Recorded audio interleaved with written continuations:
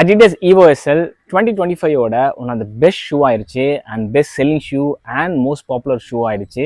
இதுக்கெல்லாம் காரணம் அந்த ஷூ ரொம்ப வெர்சடைலான ஒரு ஷூ வித் சூப்பர் ஃபோம்.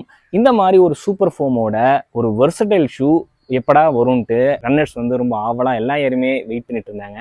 அதை EOSL ரொம்ப சாட்டிஸ்ஃபை ஆகிடுச்சுன்னா நான் சொல்லுவேன்.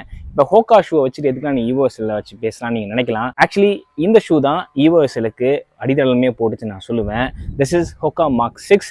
இந்த ஷூ EOSLோட ப்ரெடிசஸர்னு நம்ம சொல்லலாம். இந்த ஷூவுமே ஒரு லைட் வெயிட் பயங்கர வெர்சடைலான ஒரு ஷூ.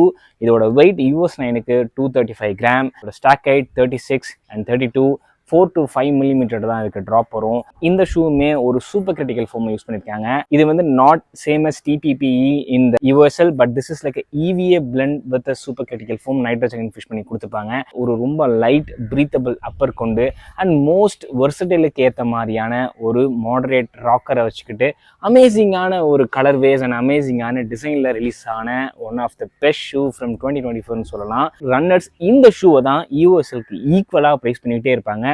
ஏன்னா அந்த செக்மெண்ட்ல எல்லா பிராண்டுமே ரொம்ப பயங்கரமா ஹார்ட் ஒர்க் பண்ணி எப்படியாவது ஒரு லைட் வெயிட் வெர்சடைலான ஷூ ரிலீஸ் பண்ணணும்னு நினைச்சிட்டே இருந்தாங்க. அப்போ ஹோக்கா அவங்க மார்க் 6 மூலமா ஒரு பயங்கரமான டிசைன் ஃபேக்டர் வித் ஃபார்முலேஷனை கொண்டு வந்து எல்லாரையுமே சர்ப்ரைஸ் பண்ணுறாங்க.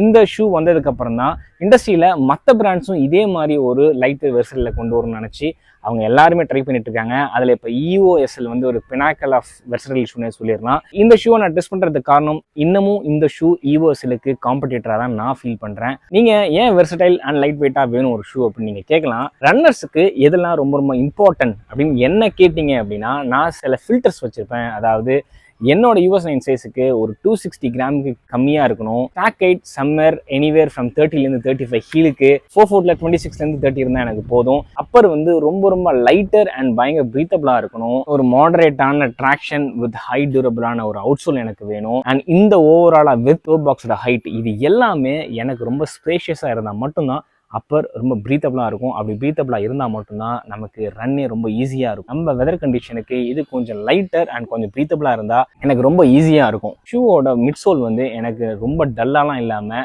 கொஞ்சமாவது எனர்ஜெட்டிக்காக இருக்கும். அப்போனா தான் எனக்கு லாங் ரன் போகும்போதோ இல்லை டெய்லி ரன் வெளியில் போகும்போதோ எனக்கு ரொம்ப அது ஹெல்ப்ஃபுல்லாக இருக்கும். இந்த கண்டிஷன்ஸ் எல்லாமே EOSL இருக்கட்டும், மார்க் 6 இருக்கட்டும், பூமா வெலாசிட்டி நைட்ரோ 4 இருக்கட்டும், நியூ பேலன்ஸ் ரெபல் V5 இருக்கட்டும், இதெல்லாம் சாட்டிஸ்ஃபை பண்ணும். அதனால தான் இந்த ஷூஸ் எல்லாம் ரொம்ப பாப்புலரான ஷூஸாக இருக்குது. கம்மிங் டேஸில் இது எல்லாத்தையுமே நான் ரன் பண்ணிவிட்டு கம்பேர் பண்ணி இந்த சேனலில் ஷேர் பண்ணுறேன். எது best of versatile super shoe அப்படின்ட்டு நம்ம இந்த சேனலில் பார்த்துருவோம். Love you all. Happy running. Piece.